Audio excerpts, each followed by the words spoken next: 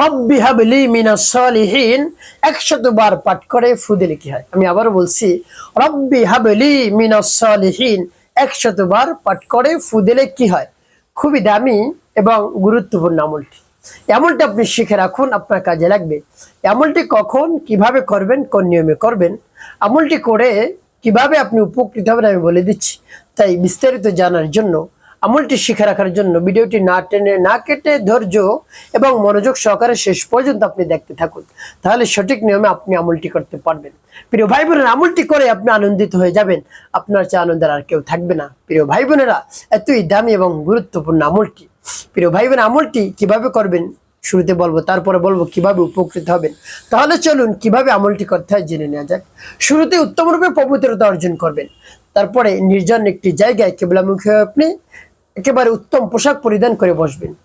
তারপরে চোখ বন্ধ করবেন। 1 মিনিট চোখ বন্ধ করে আপনি চিন্তা করবেন কোন সমস্যার জন্য আপনি আমলটি করতেছেন, সেই সমস্যার কথা চিন্তা করবেন। আর দুনিয়ার যত ধরনের জ্ঞান খেয়াল রয়েছে আপনি একেবারে জেরে ফেলে দিবেন। এরপরে আপনি আমলটি শুরু করে দিবেন। শুরুতে কি পাঠ করবেন? ইস্তিগফার পাঠ করবেন, ক্ষমা চাওয়ার দোয়া পাঠ করবেন। আস্তাগফিরুল্লাহ আস্তাগফিরুল্লাহ আস্তাগফিরুল্লাহ, বা পুণ্য ইস্তিগফারটি আপনি পাঠ করতে পারেন। আস্তাগফিরুল্লাহ রাব্বি মিন কুল্লি যামবিন ওয়া আতুবু ইলাইহি লা হাওলা ওয়ালা কুওয়াতা ইল্লা বিল্লাহিল আলিয়্যিল আযীম। এভাবে যখন ইস্তিগফার পাঠ করা হয়ে যাবে, এরপর 3 বার দুরূদ শরীফ সাল্লাল্লাহু আলাইহি ওয়াসাল্লাম সাল্লাল্লাহু আলাইহি ওয়াসাল্লাম সাল্লাল্লাহু আলাইহি ওয়াসাল্লাম ইস্তিগফার এবং দুরূদ শরীফ যখন পাঠ করা হয়ে যাবে, এরপর আপনি কি করবেন? সেই দোয়াটি, সেই আয়াতটি আপনি পাঠ করবেন।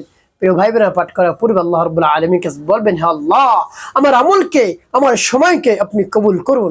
আর যে সমস্যা সমাধানের জন্য আমি আমলটি করতেছি, সেই সমস্যা আপনি সমাধান করে দিন। এভাবে বলে তারপরে দোয়াটি পাঠ করবেন, আয়াতটি পাঠ করবেন। আয়াতটি পাঠ করে পরবর্তী কি করবেন, কোন উদ্দেশ্যের জন্য পাঠ করতেছেন বলে দিচ্ছি। আগে আয়াতটি বলে নেই। বিসমিল্লাহির রহমানির রহিম। রব্বি হাবলি মিনাস সালিহিন। রব্বি হাবলি মিনাস সালিহিন। রব্বি হাবলি মিনাস সালিহিন। যখন পাঠ করে হয়ে যাবে একটু ফু দিবেন। তারপর আপনি আবারও পাঠ করবেন। বিসমিল্লাহির রহমানির রহিম। রব্বি হাবলি মিনাস সালিহিন। রব্বি হাবলি মিনাস সালিহিন। রব্বি হাবলি মিনাস সালিহিন। পাঠ করো সবাই। তারপর আপনি মনে দরদ নিয়ে আবার পাঠ করবেন। বিসমিল্লাহির রহমানির রহিম। রব্বি হাবলি মিনাস সালিহিন। রব্বি হাবলি মিনাস সালিহিন। রব্বি হাবলি মিনাস সালিহিন।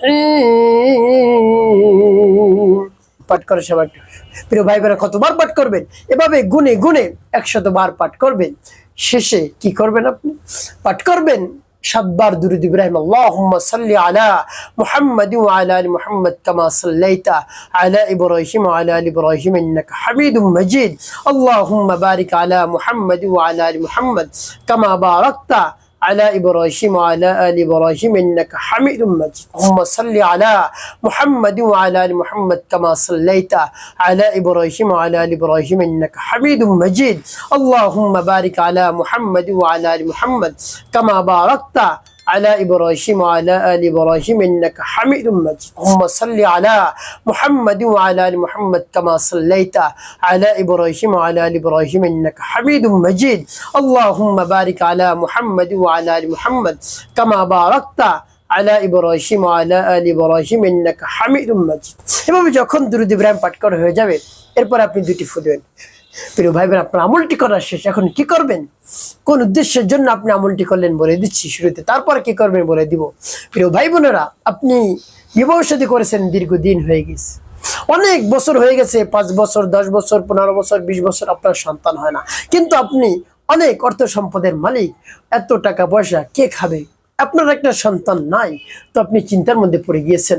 আপনার আর কোনো ধরনের চিন্তা করতে হবে না। আপনি এই আয়াতটি পাঠ করুন, রব্বি হাবলি মিনাস সালিহিন, আল্লাহ রাব্বুল আলামিন আপনাকে নেককার সন্তান দান করবেন। আপনার যদি পুত্র সন্তান দরকার হয়, পুত্র সন্তানের জন্য দোয়া করবেন, আল্লাহ আমাকে পুত্র সন্তান দান করুন। কন্যা সন্তানের যদি দরকার হয় বলবেন, আল্লাহ কন্যা সন্তান দান করুন। তারপরে আপনি বলতে পারেন, আল্লাহ আপনি ইচ্ছা মতো আপনি যা দেন তাতেই আমি খুশি, এভাবে আপনি বলতে পারেন। আল্লাহ রাব্বুল আলামিনের কাছে বলবেন মন খুলে প্রাণ ভরে, আল্লাহ আমার কোল জুড়ে একটি ফুটফুটে সন্তান আমাকে দান করুন, আমি যেন সুখময় হতে পারি, আমার জীবন যেন সুখময় হতে পারে। তো সন্তান নেই, আমি একেবারে হাই উতাস করতে থাকি, আল্লাহ আপনার কাছ থেকে কোনো কিছুই কমতি নেই, আপনি আমাকে দান করুন। এই আয়াতের বরকতে আল্লাহ আপনি দান করুন, আমাকে সন্তান দান করুন। এভাবে বলবেন মন খুলে প্রাণ ভরে, দেখবেন কাজ হয়ে যাবে। শেষে আপনি আল্লাহ রাব্বুল আলামিনের কাছে দোয়া মোনাজাত করবেন, একেবারে অনুনয় বিনয় করে নরম সুরে বিনয়ের সাথে বলবেন, আপনার সকল চাওয়া আল্লাহ রাব্বুল আলামিন পূরণ করে দেবেন। একটি কাজ করতে হবে, 5 ওয়াক্ত নামাজ আপনাকে আদায় করতে হবে, মানুষের কল্যাণে খিদমতে কাজ করবেন, অবশ্যই আপনার জীবন হবে সুখময় এবং শান্তিপূর্ণ ইনশাআল্লাহ।